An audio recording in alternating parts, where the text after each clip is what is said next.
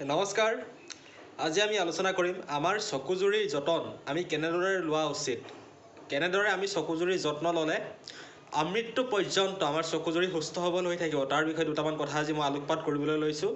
আশা কৰিছোঁ যদি ভিডিঅ'টো ভাল পায় অনুগ্ৰহ কৰি শ্বেয়াৰ কৰি দিব বুলি মই গভীৰ আশাবাদী।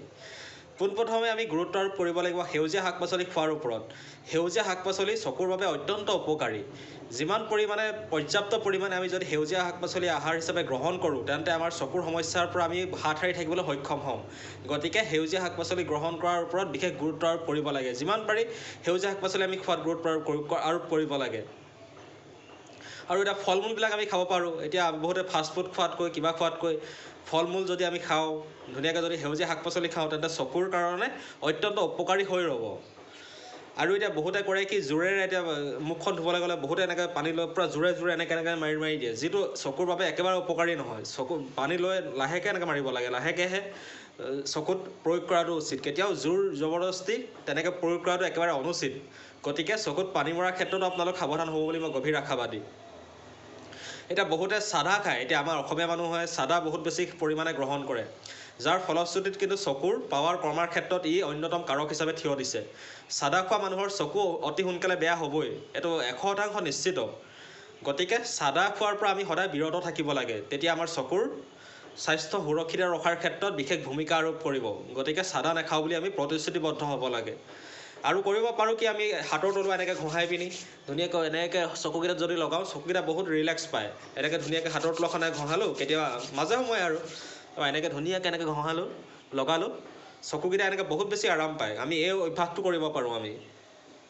আৰু যেতিয়া আমি বাইক চলাওঁ তেতিয়া সদায় হেলমেট পৰিধান কৰিহে চলোৱাটো উচিত। হেলমেট নহ'লে ধুনীয়া একদম চশমা, যাতে চকুকেইটাই বতাহত কিবা পোক চোক সোমাবলৈ যাতে নাপায়, সদায় আমি সেই ক্ষেত্ৰত গুৰুত্ব আৰোপ কৰিব লাগে। গতিকে পৰাপক্ষত হেলমেট পৰিধান কৰিহে বাহন চলোৱা উচিত মই ভাবোঁ।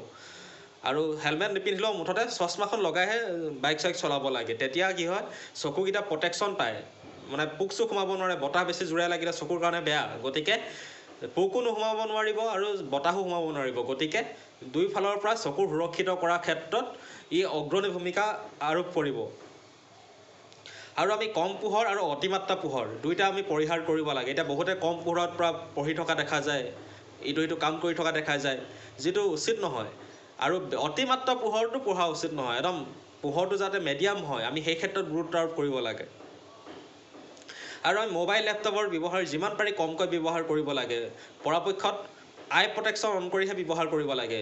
এতিয়া মোবাইলত আই প্ৰটেকশ্যন এটা ছিষ্টেম থাকে, আমি যদি সেই আই প্ৰটেকশ্যনটো অন কৰি থৈ মোবাইল ব্যৱহাৰ কৰোঁ তেন্তে আমাৰ চকুৰকেইটাই বহুত বেছি আৰাম পায়। গতিকে আই প্ৰটেকশ্যন মোড অন কৰিহে আমি এইবিলাক ব্যৱহাৰ কৰা উচিত বুলি মই অনুভৱ কৰোঁ।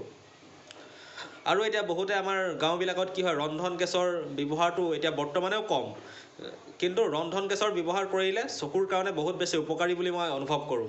কাৰণ এতিয়া জুইত যিসকলে সাধাৰণতে বনায় চাবচোন, তেওঁলোকৰ চকুবিলাক সাধাৰণতে অতি সোনকালে চকু পাৱাৰ কমি যায়। তাৰ কাৰণ এটাই যে জুইৰ পৰা যি ধোঁৱা ওলায়, এই ধোঁৱাটো যদি অনবৰত চকুত সোমাই থাকে চকুৰ পাৱাৰ কমোৱাৰ ক্ষেত্ৰত ই বিশেষ ভূমিকা লয়। গতিকে আমি সদায় ৰন্ধন গেছৰ ব্যৱহাৰ কৰিব লাগে, গেছ ব্যৱহাৰ কৰিব লাগে।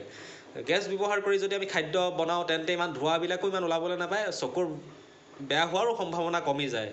গতিকে আমি জুইৰ ব্যৱহাৰ কমাই ৰন্ধন গেছৰ ব্যৱহাৰ কৰিবলৈ শিকিব লাগে, মানে ব্যৱহাৰ কৰিব লাগে। তেতিয়া চকুৰ স্বাস্থ্য বহুত বেছি পৰিমাণে সুৰক্ষিত হৈ থাকিব বুলি মই অনুভৱ কৰোঁ। আৰু এটা আমি কাম কৰিব পাৰোঁ, খালী ভৰিৰে আমি খোজকাঢ়িব পাৰোঁ। এতিয়া খালী ভৰিৰে এতিয়া কথাই আছে, এতিয়া দুবৰি বনত খালী ভৰিৰে খোজকাঢ়িবলৈ এতিয়া চকুৰ ডাক্তৰসকলে পৰামৰ্শ দিয়ে সাধাৰণতে। নিয়ৰত সাধাৰণতে ৰাতিপুৱা সময়ত যদি আমি কিছু সময় খালী ভৰিৰে মাটি বা বনত খোজকাঢ়োঁ তেন্তে এই সাধাৰণ নিয়মটো আপোনাক বহুত বেছি পৰিমাণে সুৰক্ষিত কৰি ৰাখিব চকুৰ স্বাস্থ্য সুৰক্ষিত কৰাৰ ক্ষেত্ৰত। গতিকে আমি খালী ভৰিৰে কিছু সময় আমি খোজকাঢ়িবলৈ শিকিব লাগে। মাটিৰ পৰশটো পালে আমাৰ মনটো বহুত বেছি সজীৱ হৈ থাকে।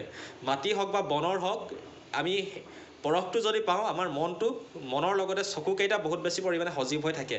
গতিকে আমি এই ক্ষেত্ৰতো গুৰুত্ব আৰোপ কৰিব লাগে। আৰু আমি সঠিক দূৰত্বতহে আমি যিকোনো মোবাইল চবাইল ব্যৱহাৰ কৰা উচিত।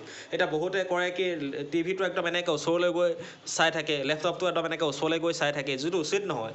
এটা একদম নিৰ্দিষ্ট দূৰত্ব আমি বজাই ৰাখিব লাগে, নিৰ্দিষ্ট দূৰত্বৰ পৰাহে আমি ব্যৱহাৰ কৰা উচিত। আৰু আমি পৰিমিত নিদ্ৰাৰ ওপৰত গুৰুত্ব আৰোপ কৰিব লাগে। পৰিমিত নিদ্ৰা মানে বুজি পাইছে চাগে, মই আশা কৰিছোঁ। মানে পৰ্যাপ্ত পৰিমাণে আমি টোপনি মৰাৰ ক্ষেত্ৰতো গুৰুত্ব আৰোপ কৰিব লাগে। 7 ঘণ্টা 8 ঘণ্টা শোৱাৰ ওপৰত আমি গুৰুত্ব আৰোপ কৰিব লাগে। অতিমাত্ৰা হোৱা মই উচিত বুলি ক'বলৈ যোৱা নাই, জাষ্ট মানে পৰিমিত যিটো নিদ্ৰা 7 ঘণ্টা মেক্সিমাম 8 ঘণ্টা হৈ গ'ল যথেষ্ট।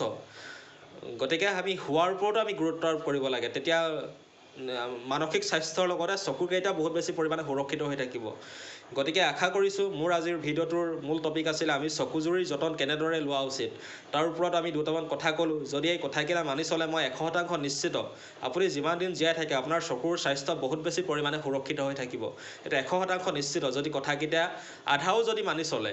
গতিকে মই আশা কৰিম মোৰ ভিডিঅ'টোৰ সাৰমৰ্মখিনি আপোনালোকে ভিডিঅ'টোতে চায়ে পেলাই নথৈ নিজৰ জীৱনত প্ৰয়োগ কৰিব। নিজৰ জীৱনত যদি প্ৰয়োগ কৰে তেন্তে আপোনালোকে তাৰ ইতিবাচক ফলাফল লাভ কৰিবলৈ সক্ষম হ'বই হ'ব, এইটো 100% নিশ্চিত।